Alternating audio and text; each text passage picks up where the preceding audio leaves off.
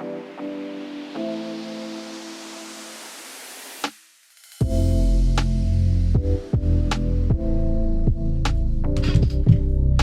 and welcome to the book club. This is episode 3 of the book club. Our last one was Tribe, but on this episode we've done a bit of a different book because obviously it's January 2023. Me and Aaron have both quit drinking for the full year, so we're doing 2023 sober. So we decided to read Sober on a Drunk Planet by Sean Alexander. It's quite a short, easy to read book. I would recommend anyone that's thinking to go sober just to read it. It literally, you could read it in a night if you really wanted to. It's a short, easy book. But how did you find it, Aaron? Yeah, I thought it was good. Like you said, it's a short, easy read. Could have easily read it just in a day. But yeah, it was good. It's nice to, like, a lot of the benefits of stopping drinking alcohol I already sort of knew about from looking into it last year and knowing that we're going to stop drinking this year. I sort of like semi-prepared myself and geared myself up and looked into the benefits to get excited for. And he sort of summarises it all in a nice, like, compact book, which is good to see and, like, all in one place. But yeah, it was good. I think some bits, like we spoke before the pod, like some bits felt a bit repetitive. But how much can you really say about stopping drinking? Like, you're gonna end up. I think a lot of the reason why it was short and repetitive is he didn't go into that big of detail in terms of, if you look at, I know he breaks down the health side of it, the financial side of it, the mental side of it, the physical side of it, blah, blah, blah. But he didn't go into, for example, when I listened to, say, Jordan Peterson talk about it last year, Chris Williamson talking about it, they went into more of a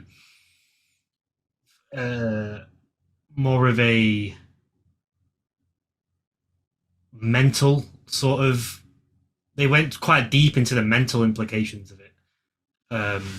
Whereas he sort of just touches on it from a holistic view. Sean? Yeah. Alexander? I think, like, with his back, like, he worked in finance previously, and then after he stopped drinking, moved into, like, personal training and life coaching. I think he focused a lot about the health benefits of it from his personal training background and his experiences from what he went through. I don't know how deep we're going to go right now, but a part that really, like, got my interest, because it's something that we're starting to, like, open up to a bit at the moment, is the spirituality side of it, which I thought was pretty cool. But I think all in all, it's a good read, especially if you're contemplating whether to stop drinking or not. Yeah, and adding to that, I think it's good for, I think the book's great for any level of, because I read it in some parts I was like, whoa, I'm not that bad. Yeah. I suppose we're quitting drinking for a different reason than we're addicted to alcohol, because we're not quitting alcohol because we're alcoholics, although we are dependent on it in certain situations in life. I wouldn't say we're dependent on it on sort of like a daily basis. Yeah, whereas he seemed he was heavily dependent on it and had an addiction problem.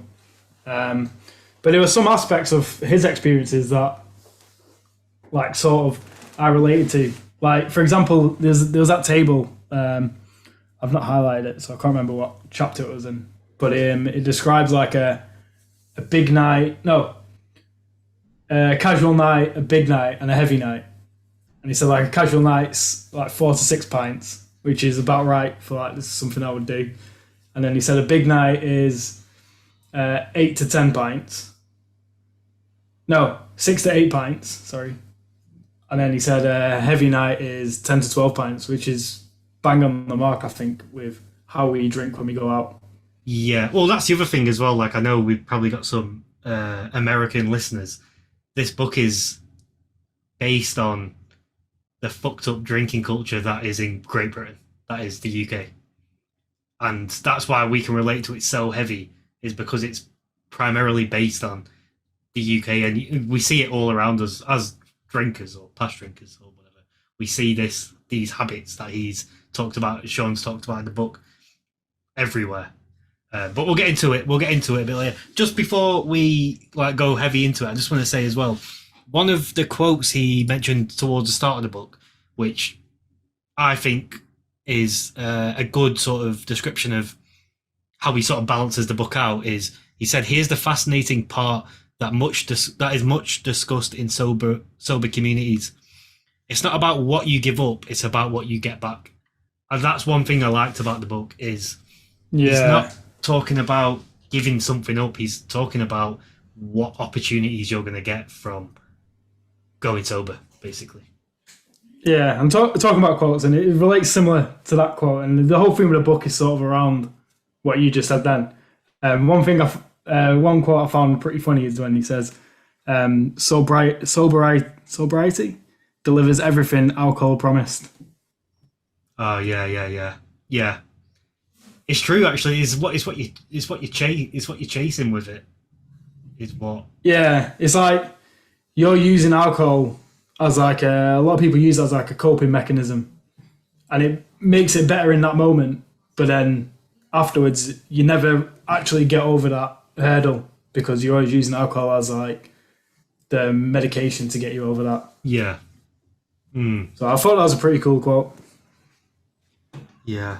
All right. Before we start, do you want to unleash the beast? So, I was sat in a bar on Saturday with my partner, and I was drinking a Peroni Zero, and she came up with a grand idea to review a couple of non-alcoholic beers on the pod.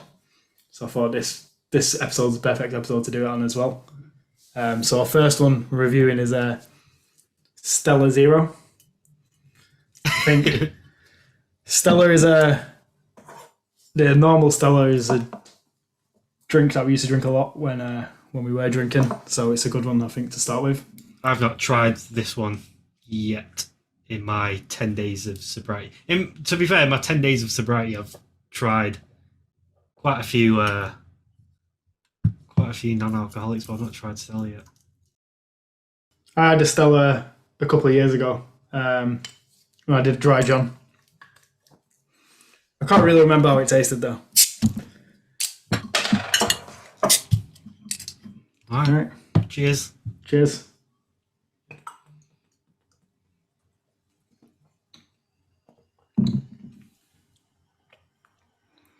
It's got that Stella. Yeah, Joseph, I think that's probably one of the best ones. I found with the Peroni and the Birra Moretti, you're drinking it and it tastes. It's not got the aftertaste that you expect from a beer. It's got a very stern finish to it. Yeah, it's like you get the taste of beer and then it just stops. With this, you're getting a bit of aftertaste. You get that distinct Stella taste. Yeah, goes on I actually for quite like a while. this. The aftertaste goes on for a while. It's actually quite. It sticks around, doesn't it? That's what you want from a beer. Yeah, it's quite pleasing. This actually. Yeah, I think this is probably one of the closest I've had actually. I was just thinking, if anyone when you highlight over a video on YouTube and our video is going to be sober on a drunk planet, and they highlight and it shows frames, they're going to see us drinking a Stella. They're going to think we're dissing the book. I actually like that. It's good. It is nice, but in all honesty, it's still missing, obviously, the taste of alcohol. You can less so than the others, but you can still tell that there's no alcohol. Yeah, but you have to go into it not expecting it to taste like beer or like a normal beer. But I'll say this is probably the closest I've got to it. Yeah, definitely. I mean, other than this, I've had the Heineken one. I've not tried the Heineken one. Oh, I think the Heineken one, we should have brought that to the review, is close to Heineken. Again, Heineken's got that very distinct taste, whereas Birra Moretti and Peroni sort of taste just how you would expect a beer to taste. Yeah, they're not massively flavoursome, are they? No, they're not too different even from each other. Stella is a signature drink. Like, it's got a reputation in the United Kingdom. But Well, it used to be, I think, when they first released it, was like 5.7% or something. oh, when it was considered wife beater juice. Yeah, that's what they used to sell on draft. Oh wow! So what is it 3 now? pints of them, and I think you'd be pretty done. Yeah, 5.7%. Well, it's most drinks are around the 5% mark, aren't they? Well, Peroni's 4.8.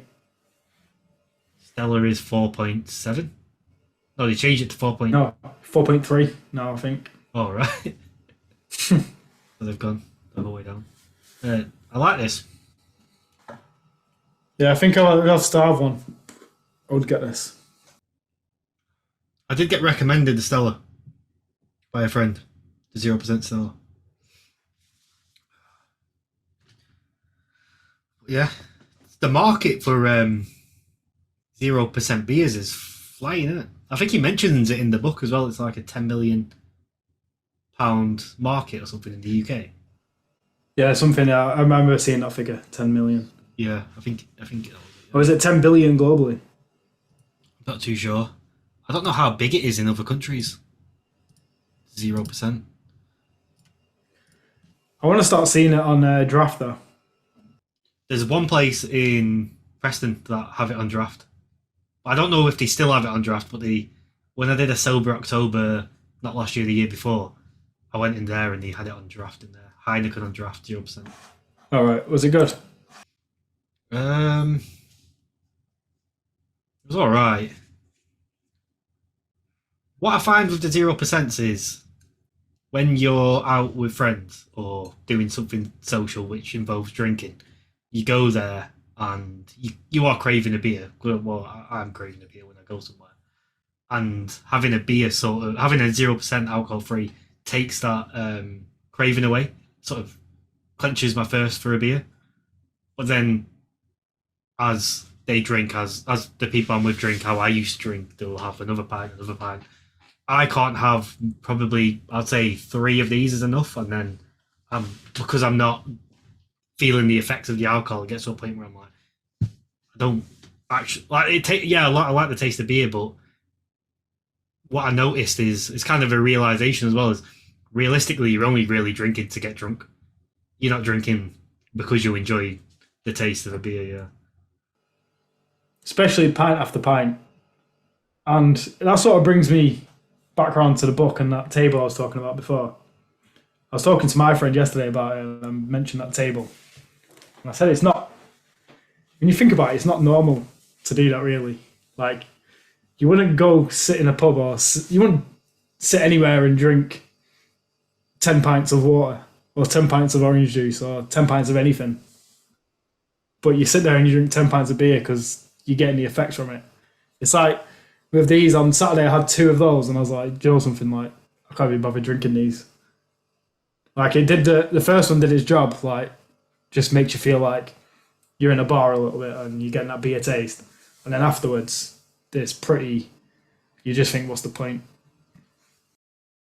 And I was at someone's house last year around Christmas time, so I was still drinking, and they gave me a 9% beer. So obviously I drank it. Obviously, yeah, you do feel like you've had 2 pints after you've had it. And he was the person who gave it me was just basically saying you can literally just have 2 of these and you'll be sorted for the night, rather than having to drink 4, 5, 6 beers to get the same effect. Just have 2 of these and then you're done. But then got me thinking, because obviously I was thinking about me going sober this year. I think that's kind of fucked up, innit? Like, you just have 2 quick beers and it's just a high, innit? You're just chasing a high. Yeah, you're just doing it for the buzz. Yeah. Yeah, should we go back to the book then? Yeah, I've got shitloads of quotes that we could talk about. Do you want to flip one out or shall I?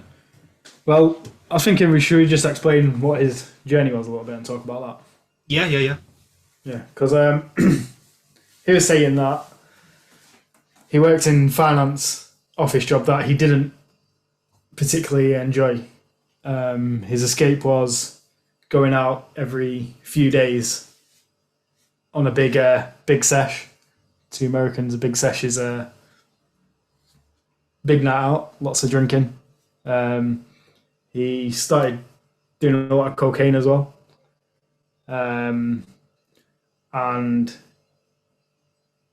it fell into a bit of a cycle where he would go out drinking on a Wednesday, be hungover Thursday, Friday he'll go drinking again, Saturday drinking again, Sunday is rough, Monday is rough, Tuesday is rough, Wednesday, then he's back in the cycle and he's constantly doing it.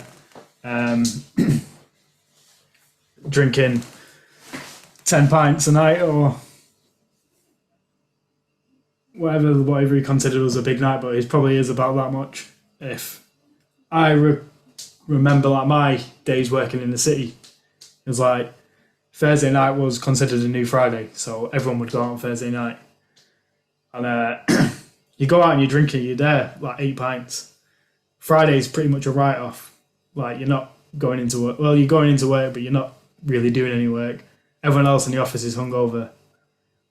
And it just becomes like a regular occurrence every week. And then you're going out on Saturday and you're doing the same. Yeah. On his lifestyle, I think one of the biggest takeaways from the book for me was how him going sober affected his life in terms of the job he had. There's a quote here, basically. Well, it's 2 quotes. I've sort of merged them together, where he said, "The living for the weekend lifestyle is the same as the rat race lifestyle. There's a genuine difference between someone grafting on minimum wage to pay for a couple. There's genuinely little difference, in someone grafting on minimum wage to pay for a couple of nights in their local pub and a stockbroker working all week and celebrating with champagne, caviar, and cocaine. It comes down to little more than pricier drugs and glitzier venues. If Monday to Friday are about doing the job and making money, and Saturday and Sunday are about dulling and forgetting the metonymy of it all, how is anything going to change?" That paragraph hit me so hard, because if you look at the way society's set up, we've said it multiple times on the podcast, is people work their ass off in jobs that they hate all week to get money to fucking escape on the weekend. He's obviously talking about it in the monetary sense, that people work all week and spend the money on forgetting how they've earned the money, sort of way of thinking.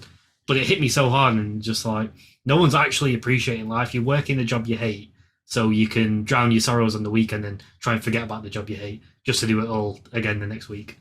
And then like a big message in his in the book is like, if you're working in a job you don't like but you want to change it, you're not going to change it if you keep getting drunk, because you're going to get drunk on a Friday and Saturday night. You're going to spend all day. So you've wasted Friday night, you've wasted Saturday morning being hungover, you've wasted Saturday night, and then you've wasted all day Sunday recovering from 2 big nights out. And then Monday you're going back to work, you're just about recovering from the weekend. You're grinding through Monday. Tuesday there's still a bit of after effect, depending on how old you are. I still would probably be affected on Tuesday now.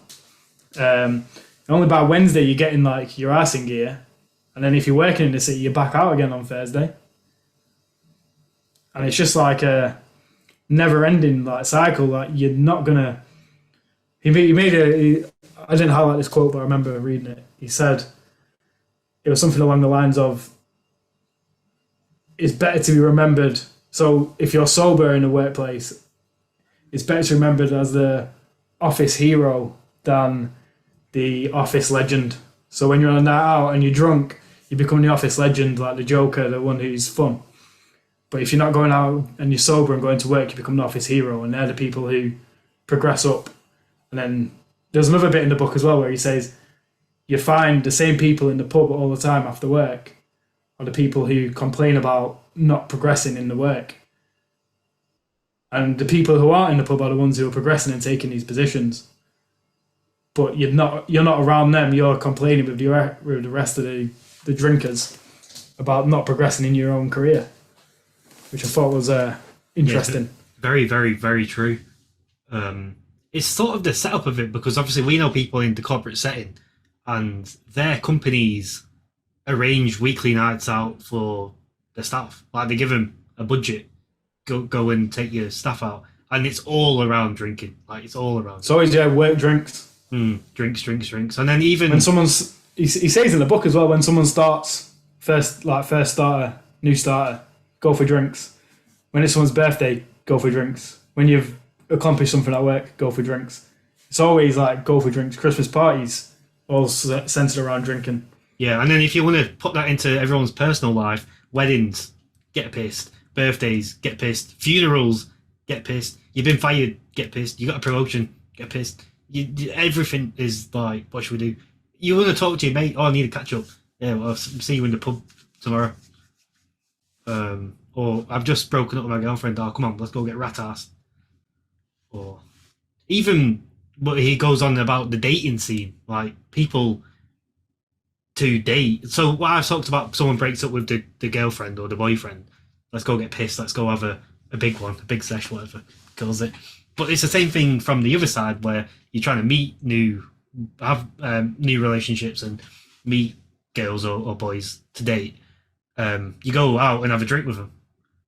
And that facade, like obviously we're in relationships and so we're not really too screwed up with the dating scene, but it doesn't seem healthy that the only way people can date is to get pissed together. And he talks a lot about dating and getting pissed. Yeah, because he even talks about people in relationships right now, and one of them wants to quit drinking whilst the other's still a drinker, but they both met like through alcohol, and how that's a proper struggle for couples to get through that. Whereas like, I met Emma, like we used to drink a lot together, but she sort of changed just like, I don't know, it wasn't like how I've changed where I've just said I'm not doing it anymore. Yeah, not like an epiphany. She just slowly just cut down and didn't drink as much. I don't think she can handle the hangovers anymore, so she just steered away from it. Whereas when I was drinking, I was always like, oh, come on, we'll get another bottle of wine or we'll drink more. And she would get annoyed at me and I would get annoyed at her because she's not drinking anymore. So when I was talking to my mate yesterday, he was like, oh, how's like Emma going to find it like you've stopped drinking? I said, honestly, I don't think she's that bothered because she's not that bothered about drinking anyway. Yeah, she'll probably see benefit from it because you're then going to match her level in terms of... Yeah, like she can have 2 drinks around me and she's happy just to have 2 drinks. Whereas if I was drinking with her, it's not going to stop at 2 drinks. It's going to be like, she'll have about 6 drinks, I'll have about 10. And then it's just not a good like, and she'll only have those 6 drinks because I'm like pushing her to have them. But like, I don't get. Now I'm seeing it. I couldn't see it. I'm exact same as you, but I couldn't see this a year ago, 2 years ago. I wouldn't be able to see it now. Looking back on it, like she don't want to drink. They don't want to. Someone doesn't want to drink. Don't fucking drink because it's because we're experiencing that now. Yeah. But imagine so many people are stuck in this cycle of life is.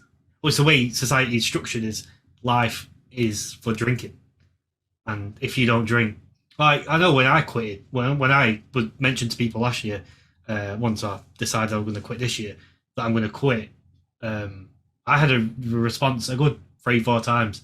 Are you going to be boring then next year? Yeah, that's what he mentions this in the book as well, and it's something that I've been worried about as well. Like coming into the year, thinking, like, what if I'm boring? Like, because I always used to think people that don't drink are boring. But there was another quote in the book. What was it? Well, there's this one which kind of relates to it. You give up on the chance to meet your true tribe, the people you have more in common with than the love for the party lifestyle. So what he's basically talking about in that part is everyone's connected through drinking. Look at our life. Most of our friendship, well, majority of our friendships revolve around drinking. Our family structure is pretty much heavily dependent on drinking for the most part. But we cut away the drinking. Then he does mention you're going to have a few people that stick around, But for the most part, be prepared that a lot of people, if they can't get fucked up with you and treat their habit with you, then they're going to move on to someone else who they can get fucked up with. And it's about like, well, now look at your life and what do you actually enjoy doing? Like, oh, I enjoy playing badminton. I enjoy playing football. I enjoy watching football. Let's try and find more people who I can relate to with other things other than taking drugs together. And I'm calling alcohol a drug for what it is. It's a drug addiction. Yeah, it's like in the book he goes, swapped pubs and clubs for gyms and bookshops. Yeah. They're reading it. Look at us, like we're doing a book club for fuck's sake. Like, but when I say even when I go for a casual one, so for the audience who might not be familiar with UK drinking, in England it's very much people don't go for a pint. It's if there's two of you, you're probably going to have 4 pints, so it's around 2 rounds each. If there's 3 of you, you might get away with having 3 pints, but if someone gets the 4th pint, then you'd stay in there for 6 pints. Yeah, you have to match rounds, which is fucked up. But then sometimes if it gets to 6 pints, then you're having 9. Yeah, then you're out. Then it turns into a big night. Yeah. But even like if I'm just having them 3 pints and then coming home, I'm not going to be reading a book even after 3 pints. Really, I'm going to watch some junk on TV, sleep, and I won't wake up hungover, but I'm not going to wake up 100%. And that's just casual. That's just casual drinking. That's just a weeknight if you're going to watch the football or something. Yeah.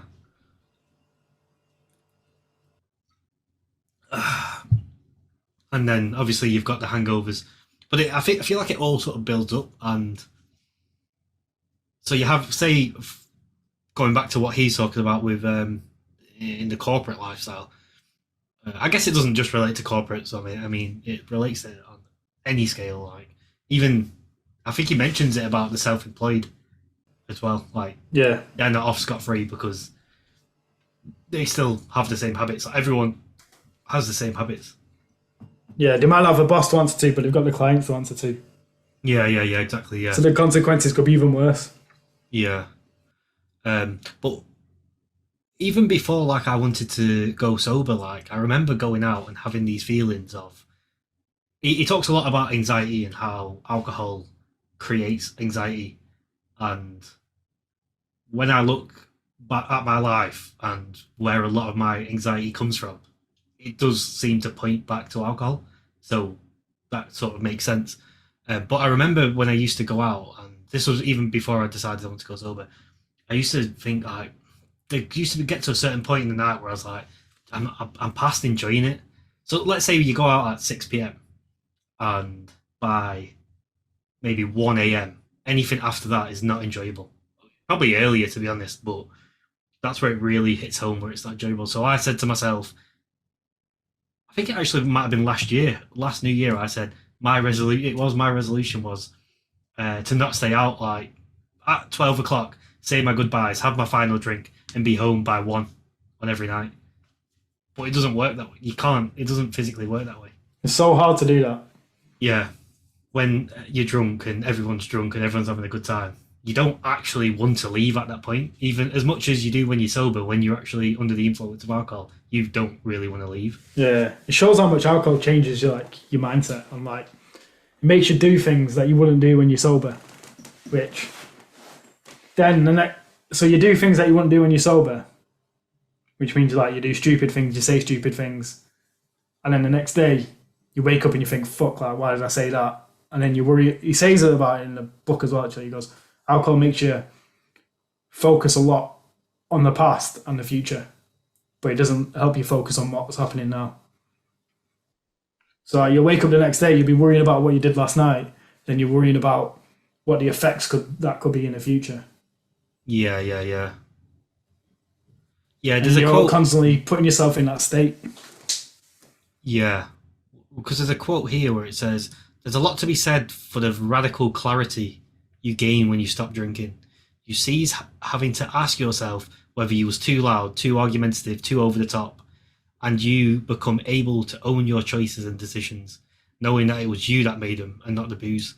Because most people will believe, and I do, is there's you, and then there's drunk you, and I don't think Yeah. them two people are the same person. No, definitely not. They're different, and I can tell even from myself, like when I'm drunk, when I come think about stuff like the next day, whatever I can piece together, I'm just like, why? Like, why did we do that, or why was that? I think there's certain traits of you that remain the same when you're drunk, but there's a side of you that you try and like you tame when you're sober. You keep control of it and only unleash that when it needs to be unleashed, like in certain controlled times. Do you know, that side of you that comes out.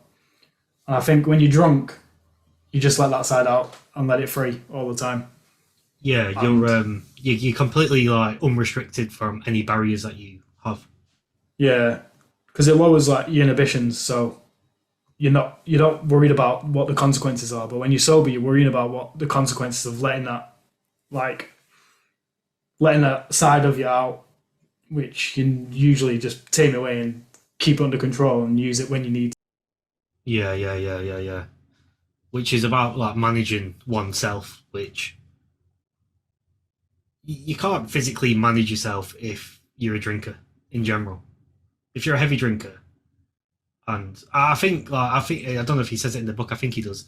That there are people that can drink on the occasion, have maybe like Emma, for example, your other half. She can drink on the occasion, have a certain amount of alcohol, and she'll be fine. That's like enjoying alcohol for what it is.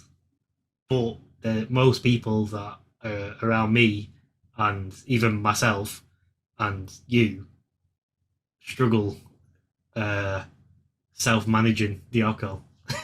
Yeah, and this is what like Emma said to me. She's like, "Why do you need to quit? Why can't you just go to the pub and have 1 pint or 2 pints and then call it a night?" I'm like, "That's just not how my brain's wired." Yeah. It just, I don't. Well, in the book he says, what does he say? You're a product of your environment. So, is it? And then he starts talking about like your friendship group. We're all big drinkers, all of our friends. But then when you look at our like family, like our parents, my mum not too much, but dad and our uncle, like they're big drinkers, and we've been brought up around big drinkers. And then you look at our friendship group and look at their parents, big drinkers. It sort of, I had this chat with dad before I stopped drinking, like, because our granddad was a big drinker as well. So it's like a generational thing. It has to stop somewhere. Otherwise, it's going to continue going down the generations. Whereas Emma's parents, they didn't really go to pubs and stuff with her when she was younger. So they've got more control over how much alcohol they drink. So that means Emma's looked at that and thought, that's how like you need to drink alcohol, just be controlled about it. She's obviously been through a stage where she drank a lot when she was at uni and like, just after uni, but now she's got to a point where she thinks, oh, you don't need to drink that much. And that's another thing he sort of talks about in the book is your upbringing. If it's normal to go to the pub all the time, then you go through school, sort of going to the pub, even if you're not drinking, you're still going. Then you go to uni, and then uni is like, it's just made for drinking. Well, that's the only thing it's actually there for. There's people that that were in uni when I was there that didn't drink due to their religion. Uni made them drink. Them types of people drink. Even though they would never have thought to drink. Even when they were at uni, I suppose they didn't expect to drink. But it turns people into radical drinkers because of the setup there. I think that falls into corporate culture as well. Like you come out of uni, and then people falling into corporate jobs where the drinking culture is still there because that's what their managers did.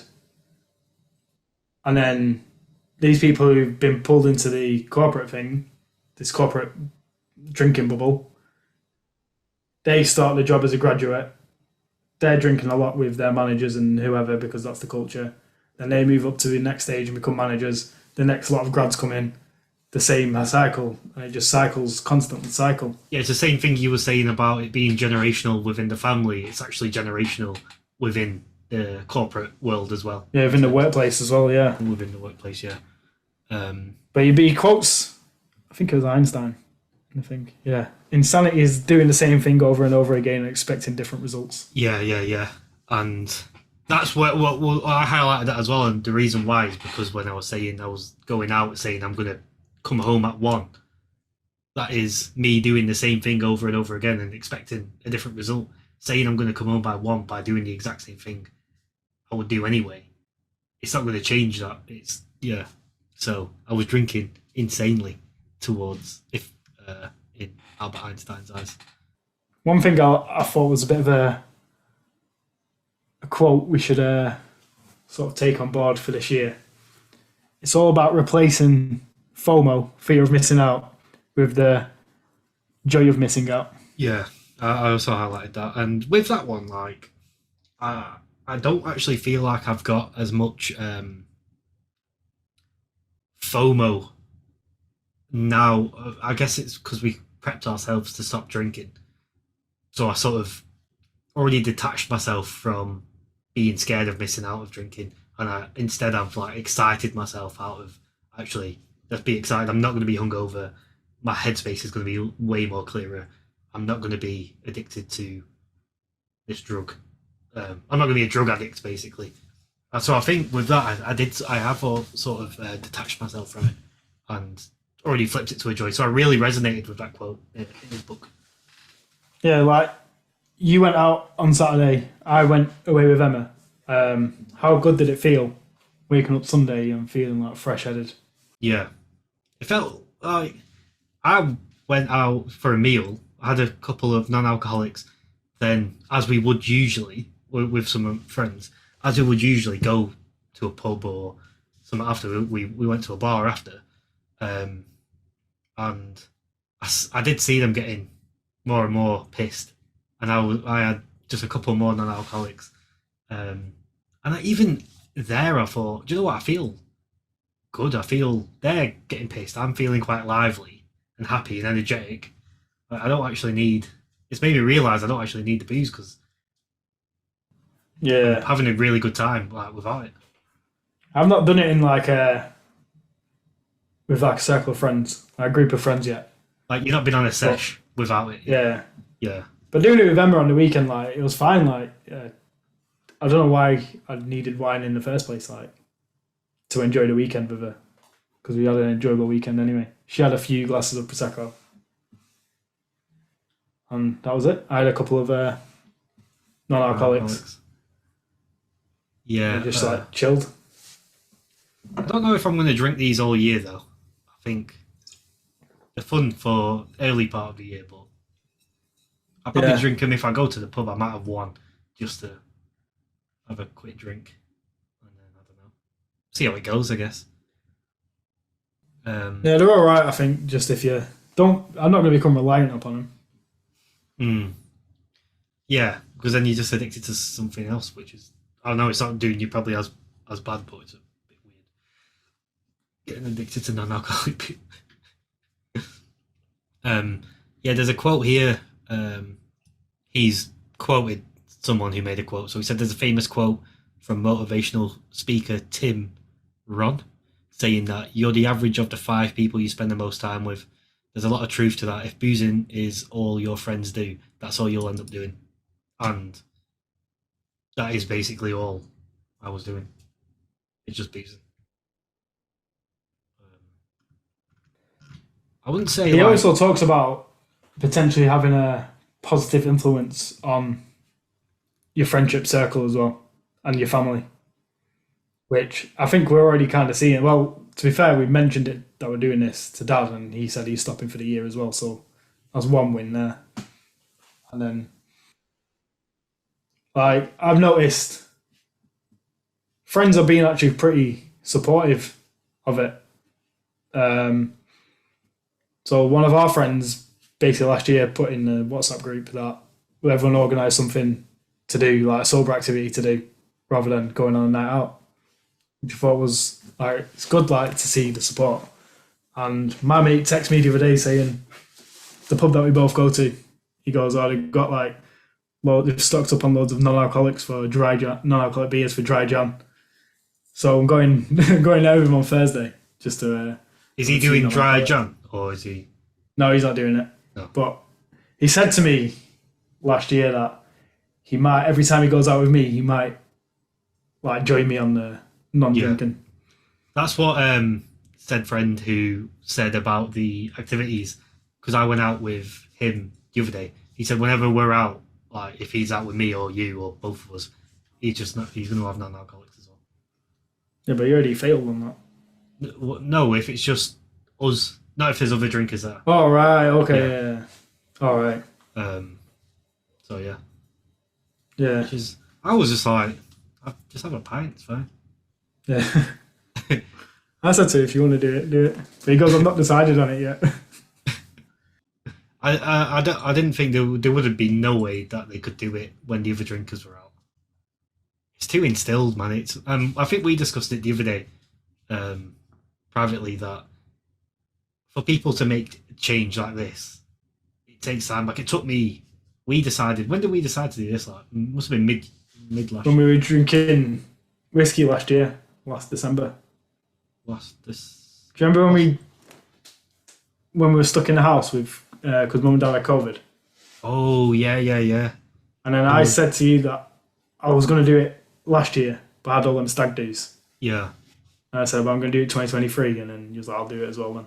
Yeah, and we've done it. But we had a full year to embrace change. Like, although we decided it, we didn't. People need time in it they'll change over time. I couldn't have just said, all right, I'll stop, and then fucking chucked it all in the bin and stopped. Yeah, one of our mates did that on his 30th birthday. He just stopped. Just packed it all in. Yeah. Is he drinking now? No. Oh right. Okay. He's the one who recommended this book. Oh right. It's definitely a good book. I mean, I think anyone should that feels like alcohol's a problem in their life. Or not even that, like if you're a drinker, I think this book is good for anyone who drinks, whether it be like excessively casual or just purely excessive. They should just read it if they're not happy with certain elements of their life. And the element could be dating, it could be the job, it could be their relationships with their friends, their relationship with their family. I really think this book is for anyone who feels like they have a problem in their life. They might not connect alcohol to the problem because it's hard to connect it, but if they drink slightly more excessive than they should and they're having a problem, just reflect on it, and I feel like there could be signs of a connection there if you reflect on it like long enough. I think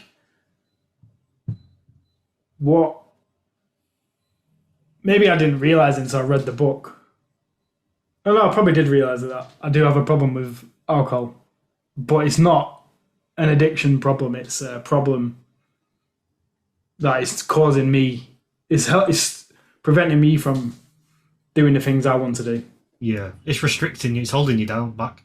Yeah, that's how I feel it holding me back. It probably took me.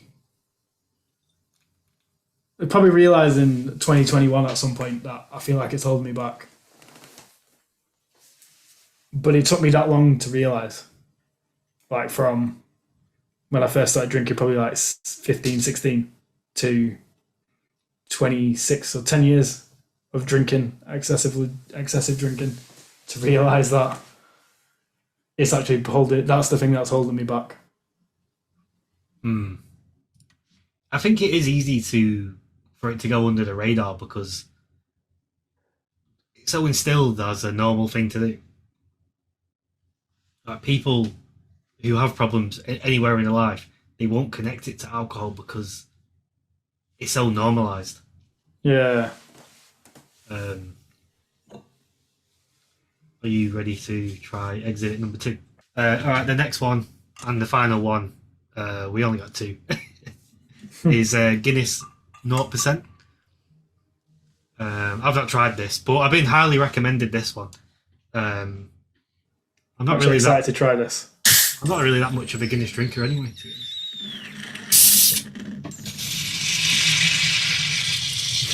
What the hell? I'm the same. Did it fizz up everywhere? Not everywhere, but it's just. As yours? No, I only opened it a little bit, and then got all the air out. There's a little bit of leakage.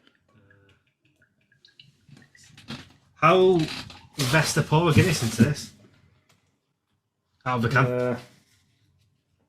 I put it a bit on the side, the first bit on the side, like up to about there, and then the rest of it, I just poured it straight in. And then you let it. It does that thing. Yeah. Okay. To be honest, this one's going to be a bit biased because I don't like Guinness in a can anyway. My Guinness needs to be poured out of a pump. Yeah. Looks like a Guinness. What's your reason then for giving up the booze? I know you said it's because you felt like it's holding you back, but is that your reason? I think he mentions it a bit in the book, where I feel like you can't fully understand yourself and find yourself if you get drunk or you get high.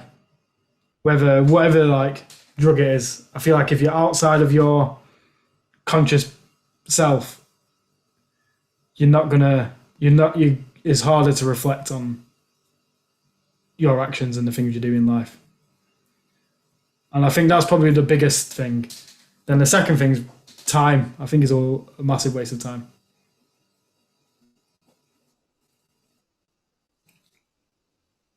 Because it's probably, say you go out on a Saturday night at 5 o'clock, you don't come home till 2 a.m., 3 a.m. So there you've already wasted, say, 9 hours. And then you wake up the next day, you're hungover, you're not going to be at your best self the whole day. So you pretty much wasted another 24 hours there. So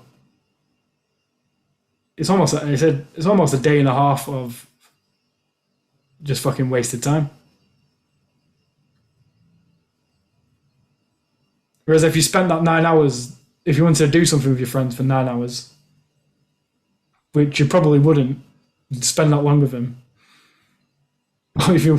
there's so many other things you could do, and then still wake up next day and then still do other shit.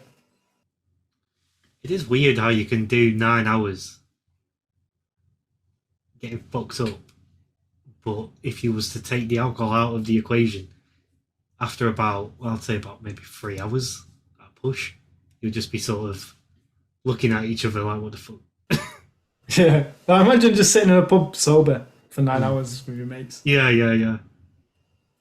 That's a long time, man. And then people get pissed off at being in work for 8 hours. Yeah.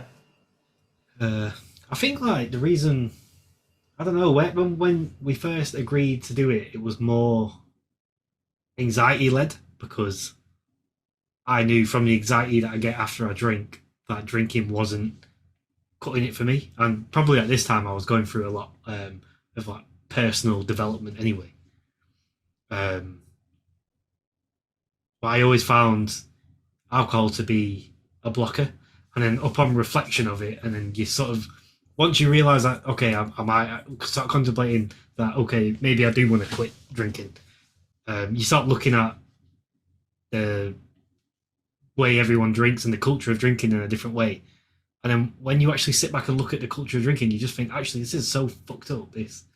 Everything's, like we talked about at the beginning, every fucking thing's based around drinking. So I think it was more of like a progressive reason for me.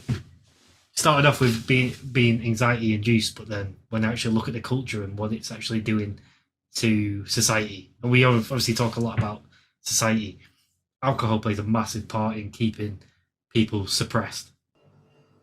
Yeah, I think there's more than one reason why. Especially the more research I've done on stopping drinking, I see more and more reasons why I'm stopping. And that even like the health side of things, like he's got like another table in the book where he mentions how many calories are in the drinks he's drinking, and it's like you drink 10 to 12 pints. That's like a big, massive night out. You're drinking that many pints is how much the government recommend you should be having in calories? About 2,500 for men. It's a lot of fucking calories, that just your daily allowance in beer. And that's not including all your shit food you're going to get afterwards. Your shit food you probably ate in the middle of it. The shit food you're going to eat in the morning. It's like, it's not just from the booze, there's all the other shit that comes along with it as well. Yeah. So that's and then you're not going to go to the gym next day, maybe the day after. So like, there's that side of it as well that I think. Yeah, well, the way he explains it is, say the way he drank. I think I forgot the actual number of but he calculated how many days in a year is affected by him drinking. Oh yeah, and I think it's like 150 days or something. 156, I think it was. Yeah. Yeah. That's a long time, man. And it's more than a third of the year.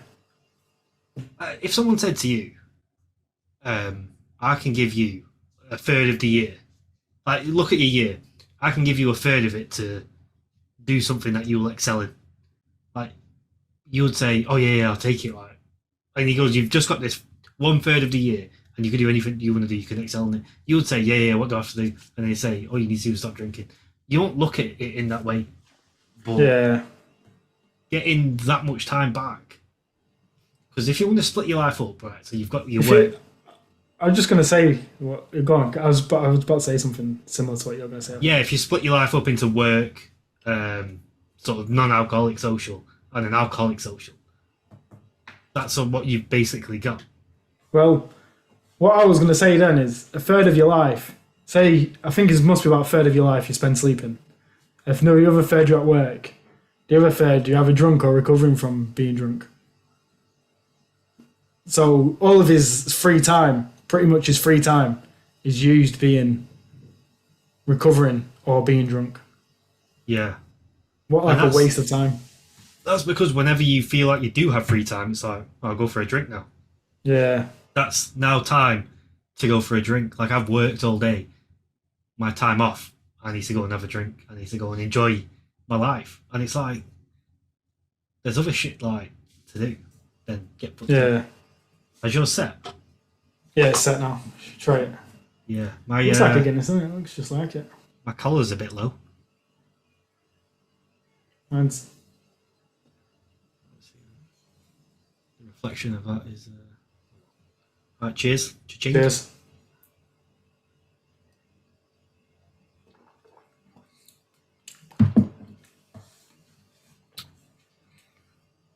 It's alright, it's not a Guinness now. I probably won't drink this one.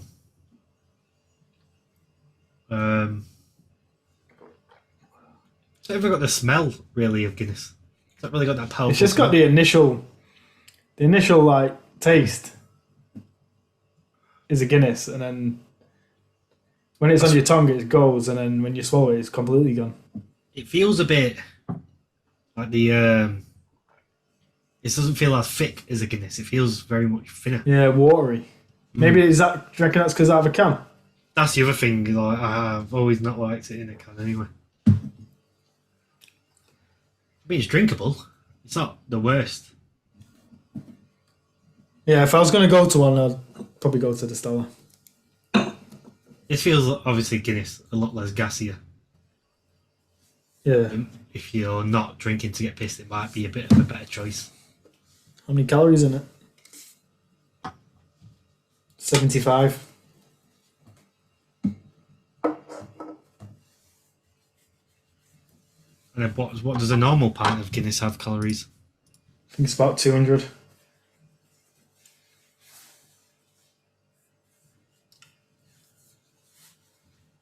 210. I think Google 210. Yeah. Guinness is 4.1% alcohol.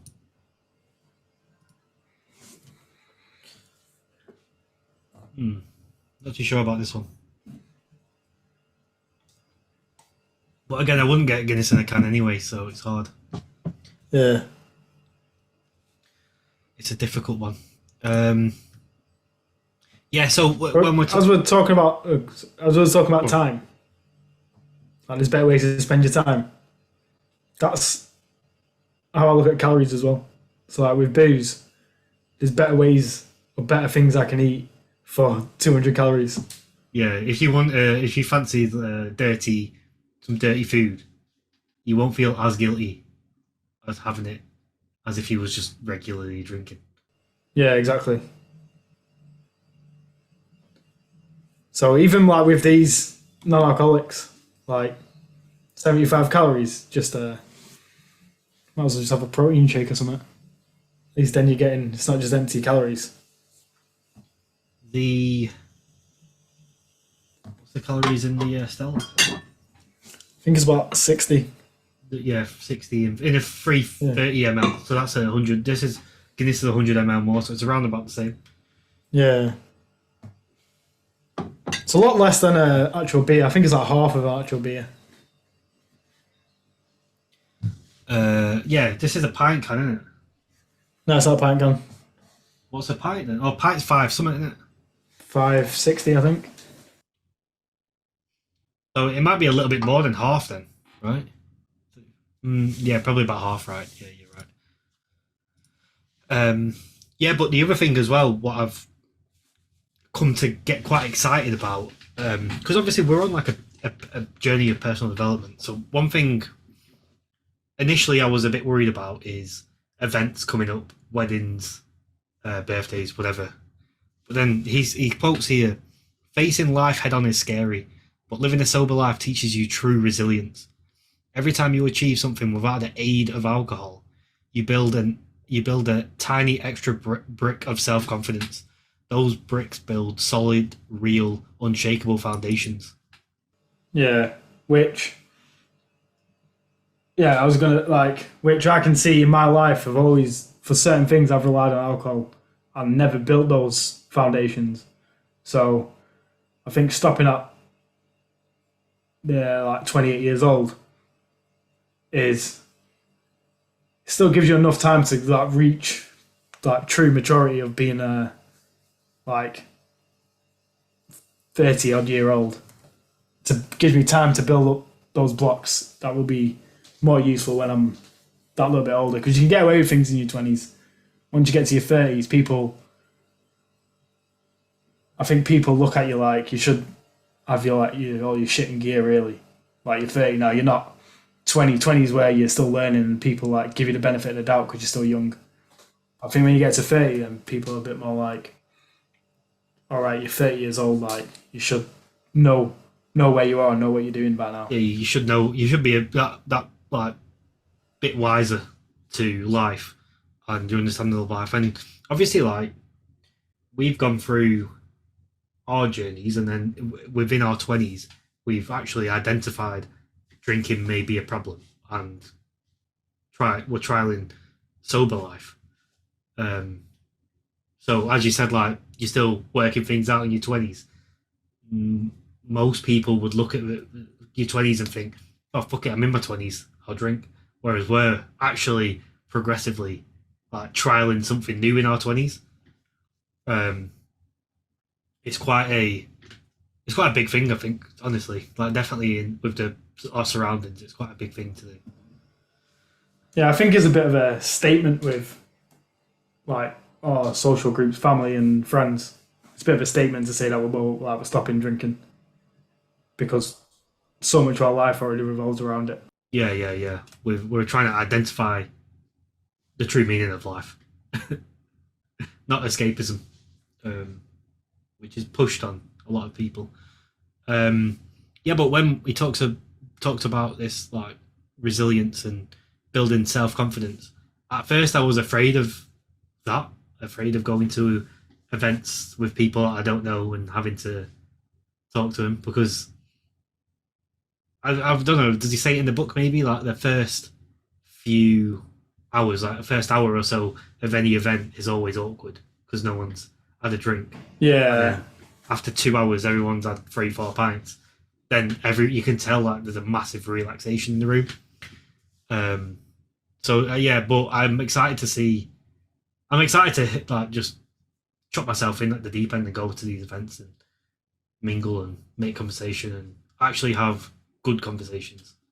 And Because I've got a 90th birthday on Saturday with Emma's family, and her cousins like they like to have a drink, and they don't know I've stopped. I might have mentioned it to them. I'm not sure, but they probably won't remember me telling them.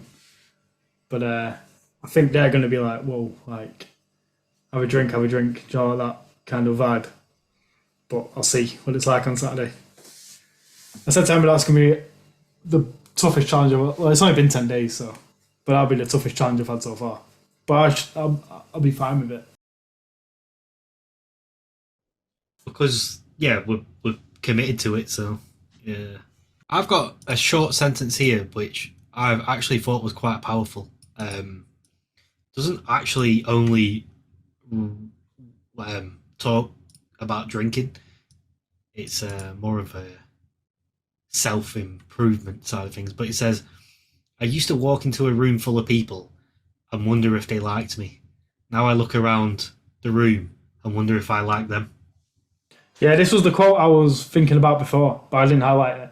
Do you remember you said you brought up a different quote, but that was the one I was thinking about. I was talking about giving people the chance to meet their true tribes by doing out with drinking. Yeah. But this was the quote I was looking for. Yeah, it's so true, that quote though. Do you wanna just read it again? I used to walk into a room full of people and wonder if they liked me. Now I look around the room and wonder if I like them. I've been having this feeling for a while, not a while, but for a bit anyway. That like previously, I would always be a people pleaser to the people that I'm around, whether I like them or not. Anyway, I would be a people pleaser. I'd try and win people onto my side. Even whilst I was drinking, I came to that realization where I was like, do you know what? Like, I'm not benefiting anything from these, like, what do you call them? These types of people that just try and pull you back and stuff. I'm not benefiting anything from them. I'm actually souping down to a lower level to please people who don't actually deserve to be for me to please. But at the same time, like you look around the people that you're going out and drinking with, a lot of people. I think I mentioned it earlier. They're only drinking with you because they want to have a drink. They're not drinking with you because they like you. Yeah. And it's like escapism at its finest, where, say, if you have a drink and you're quite loud and you're quite energetic and you get people going and you make people have a good time, it helps with that escapism for people. So if you're that type of person who goes out, can make conversation about anything when you're pissed, you can have good banter with people. That type of person, which I think me and you are quite a bit, when that's missing from a group of drinkers, that could leave people awkwardly drinking and actually realizing that they're only there for a drink. So a lot of people will not be happy with the fact we're not drinking because we're taking that extra bit of escapism away from the sesh.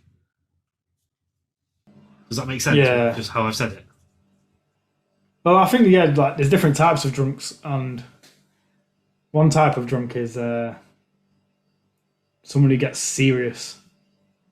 And if you're drinking and it's just a few of yous, and one of them gets serious, then it puts a downer on the whole thing, and it's not as enjoyable. But if there's a group of you and one of you gets serious, to say there's 5 of you and one of them gets serious, but if there are rest like 4 of you are like having banter and having a laugh, then that drowns out the seriousness of that one person. But I don't know. I think people will just drink. I don't know. We'll see. I don't want to say I'm the fucking life of the party because I don't think I am. I don't think it's life of the party. I think it's noticeable when people. I think it's noticeable when people are missing. And people will miss and probably say to us that, I miss like going out with you. Like it was a good laugh. But a lot of the people though will be, I miss getting pissed with you. I don't miss you. I just miss getting pissed with you. And it's about finding them new types of people. That because even but as well, I think from our side, it's like we need to be plan more shit that doesn't involve drinking with our friends that drink to show them that there's other fun shit to do. Yeah. Rather than drinking. Like, I don't mean it by like the close friends that not the ones that you know are gonna still be there when you're not drinking because they're friends, but it's more of them acquaintances, drinking acquaintances. See, I've sort of like in my life steered away from like drinking acquaintances.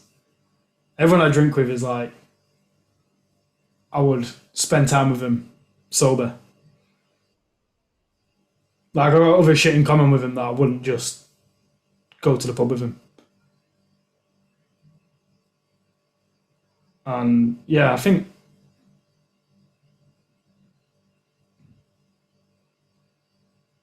everyone who I've told I've stopped drinking to are the people who I could hang around with sober and I would choose to hang around with. And they're the people who I had my last drinks with as well.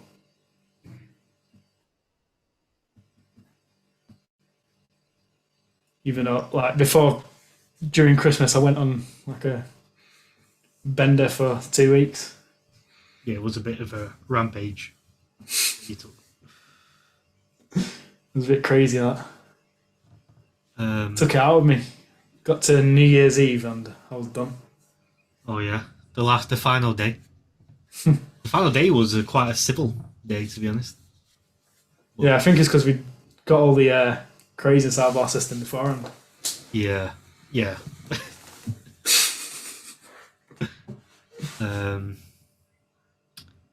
Oh yeah. I know. I don't know how much more you want to go on because there's only so much you can talk about sober life. But one more quote I've got is, and this one's really funny, right? If you look at the way society set up around drinking, we've talked about drinking in the workplace, drinking at a funeral, at a birthday party, fucking you drink everywhere. But there's a quote here, right? Everybody is expected to walk an incredibly delicate line, drink to fit in, but always the exact amount not to overstep the mark and do something foolish. So it's actually blows my mind how accurate that is because everyone's set up for a drink. Like, everyone knows drink and everyone knows they have a line. But if you cross that line, you're not like worthy. You're absolutely immature. You're stupid. You're the worst person. I think that semi-depends on who you're drinking with as well. Like, I know when I go drinking with like our close mates, that I could probably get away with pretty much anything. And they fully expect it, and they know they could get away with anything that within that group because we just know, like, we just fully expect it. But if you're going on a works do, then you can't do the same shit you do when you're out with like your close mates. Yeah, it's about reining it in, and just controlling how high you get off the drug. It's weird though. I understand it, but I just find it like mind blowing how accurate it is because you're all when you're in a work event. I think with friends it's different because you just sort of let loose anyway.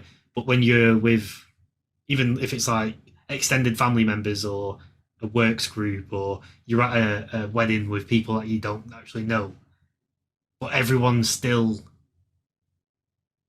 involved in the activity of taking this drug that we call alcohol. Everyone's involved in it, everyone. But you drink too much. Like, who's that? Who invited him? Why is he here? Why is he partaking in the fucking drugs?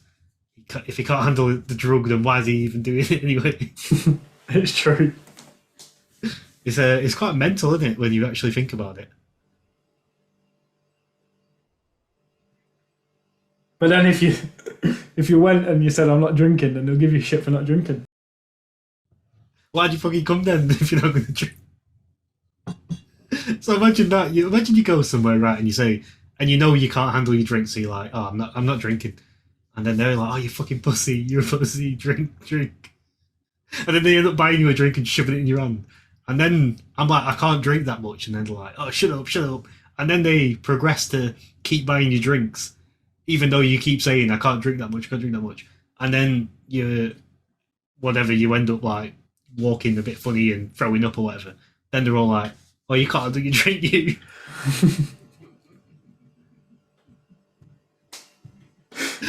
So true that. Oh shit. Yeah, but I think what we're doing is we're quitting drinking, not because we're dependent on alcohol. It's because we want to reflect on our life, build our resilience, build our confidence, and if anyone out there wants to quit drinking, not because they're dependent on it, but because they want to better themselves in other parts of your life, you need to quit drinking. But keep in your mind that you're quitting drinking to become more confident become more confident of a person. So when you're at an event, say you're at a wedding, and somewhere you would usually drink to relax, you can go to these weddings. But keep in your mind, I want to have at least 10 decent conversations with 10 different people, and make that your goal. And if you're worried about dancing at a wedding, just think, fuck it, everyone else is drunk anyway. Yeah, then no one's even done it when I was drunk. Yeah. And you probably dance like more of a twat when you're drunk than if you're sober. Yeah.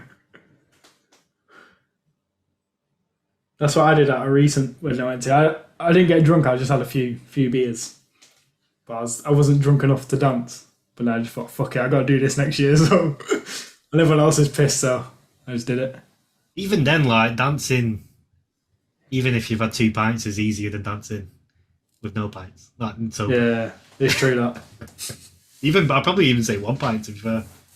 One pint can sort of loosen you up a little bit. A little bit of an edge, yeah. Yeah, but to be fair, the more I'm drinking this, the more it's getting a little bit better. It's an easy sipper, isn't it? Yeah. I've got a 4-pack. His dad, he swears by, my partner's dad swears by 0% Guinnesses. I don't know how often I'm going to drink them. Maybe 1 or 2 of them you can have. I've got Maybe 3 like left in my 4-pack. Friday night, if I put a movie on, usually I have like a beer or a glass of wine. Just crack one of them. Can you get 0% wine? Or is that nothing? Yeah, you can, but I don't know how good they are. I spoke to so I went to a wedding last April, and my old boss was there, and he went teetotal. I think he was on like 18 months or something at the time. And he said he originally stopped for a year, like we're doing. And then he just carried it on, and he's just not gone back to it. Still sober now? Yeah, I think so. I've not seen him since April, but I imagine so. He seemed like he was like dead set on not going back to it. But he told me about non-alcoholic wine. He said it's pretty shit. Yeah. Wine's one of them where it's an easy drinker for people to get drunk, and it's sort of got that what do you call it, that reputation of being a sophisticated drink. And that's one thing you can notice as well is like there's a massive art within the alcohol industry on if you drink Stella that has the reputation of being wife beater juice or football hooligans or whatnot. But then you've got wine, you've got whiskies where you're still digesting the same drug, but you're considered more responsible, more elegant by doing it with a red wine. And it's funny because it's a facade, isn't it, of people just take their addiction and they just take their addiction in a different way, basically. It's funny. It's even like different brands of beers have different reputations. Like you said, Stella's seen as more of like a yobbo kind of drink, and then you've got like Guinness. I would say is a bit more respected. Like if you drink Guinness, our works do like people can like people probably ask you questions because not many people drink it. Are you drinking a Guinness? And you're like, yeah, blah blah. But then if you had a Stella, they'd be like, oh, wife beater juice. Yeah. Keep away from him. Yeah. I remember one of the early like meals I went out with Kate's family, and I ordered a Stella to the table, and then when he came round the drinks, they were like, "Oh, someone's ordered Foster's, Peroni, whatever," and then they were like Stella, and everyone was like, "Fucking hell, he's the Stella," and they give me the Stella, and then I was a bit like, "Fucking hell." Right. Yeah, but I think the book was would you rate it out of 5? I'd probably give it a 4 out of 5. Yeah. The reason, well, I don't want to give it as high as a 4. No? Maybe a 3.5. But I wouldn't give it as low as a 3. 3.5. That's why I picked 3.5. Yeah. Yeah. Why? What? Why does it lose the 1.5 stars? 1.5. It repeats itself quite a bit. I felt like he was trying to bulk the book up. You can take it in two ways. He's either trying to bulk the book up or he's trying to reiterate his point. Reiterate it. I felt it was more trying to bulk the book out a little bit. I don't think there's too much you can write on it. Maybe if he wrote a bit more about his personal experiences, it would have been a bit more hard hitting from some of the shit that he's been through. He spoke a little bit about his experiences, but not in depth. Yeah, some real stories about. Yeah, I don't think it went deep enough where it could have gone deep. Yeah, that's exactly why I feel like it why I lose the star. I give it the 4 stars because it's covered a great topic, which obviously I've looked around the other books as well, and this one seems like the easiest, most easy to digest. He covered a lot of ground with it, a lot of points on health, physical, mental. I think for the book it is, and the fact it's easily digestible and it doesn't go too deep, it's more attractive to everyday person to just come and sit down and read it. But for me, I prefer something that goes a little bit more in depth. Hits you a bit more emotionally. Yeah, just to get me thinking a bit more. Yeah. Yeah, because there wasn't much emotion to the book, right? Apart from the only emotion, like you said, was when he did talk about real experiences, but he didn't go as deep into his real experiences. Yeah, like you spoke a lot about him going to AA meetings and stuff, but he didn't explain like really what happened at him and how he felt and that sort of stuff. There's no real like emotion from the author's side. He was just very matter of fact.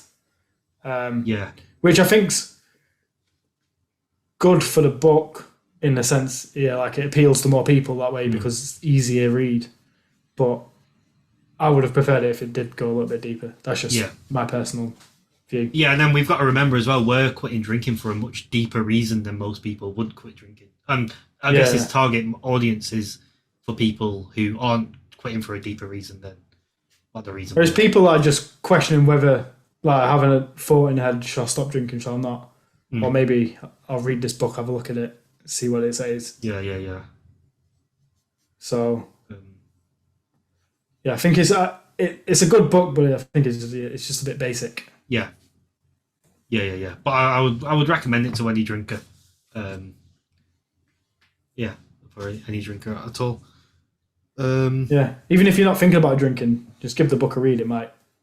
If you're not thinking about quitting a little bit, quitting. Sorry. Yeah.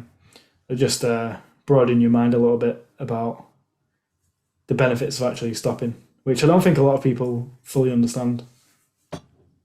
Yeah, it's like we mentioned earlier. Like, you need to identify the connections to your personal problems or professional problems in your actual life. You need to reflect, and if you do enough reflection, you'll find a connection with alcohol to a problem. I think that's what he does actually really well in the book, is identifies common problems in society and things that everybody can relate to in one way or another, and relates it to alcohol being the cause. Although alcohol, I wouldn't say, is a root cause of all these problems. There's probably other problems out there, but taking alcohol out of the equation can help you deal with some of these problems. Yeah. Because you can take alcohol out and you can just sit in front of Netflix all day and just watch shit.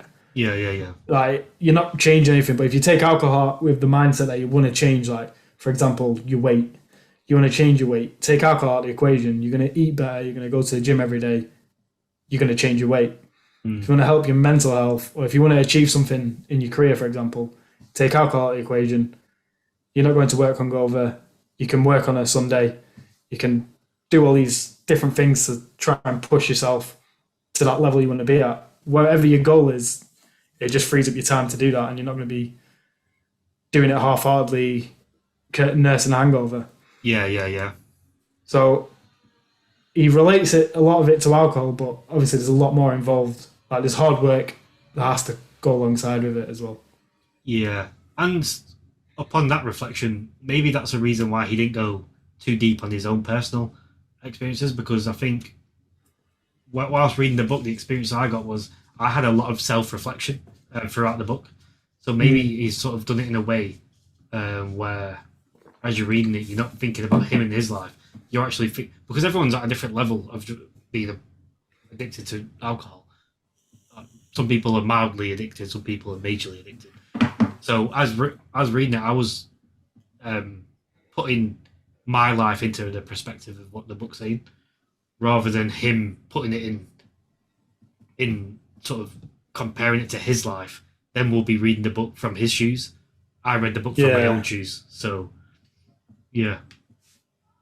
It's a good book, actually. Yeah, I'd recommend it.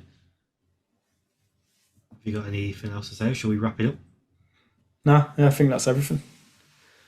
All right, guys. Thank you for listening. I've got another quick quote from Homer Simpson. I thought I'd save it to the end. We used this quote. No, we haven't used it. No, we haven't used it. He says, Homer Simpson probably isn't the first person you would turn to for mental health advice, but there's a lot of wisdom in the well-used quote. To alcohol, the cause of and solution to all of life's problems. I thought that's a fucking spot on. Yeah, the amount of shit. I've seen that quote. Have you seen it before? I think I've seen it before. Yeah, it's a good quote. Yeah, but yeah. All right, guys. Thanks for listening. Our next book is The Mushroom and the Sacred Cross. So we're going down a bit of a, I don't know, what would you call it, like a spiritual book, maybe? I don't know. Yeah, spiritual, religious, psychedelic. It's a religious theory.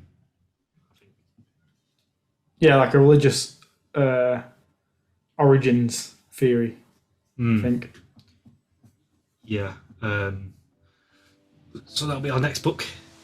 Read it with us. Yeah, should be a good read. All right. Thanks, everyone. See you later, guys. Thank you. Listening. Stay sober.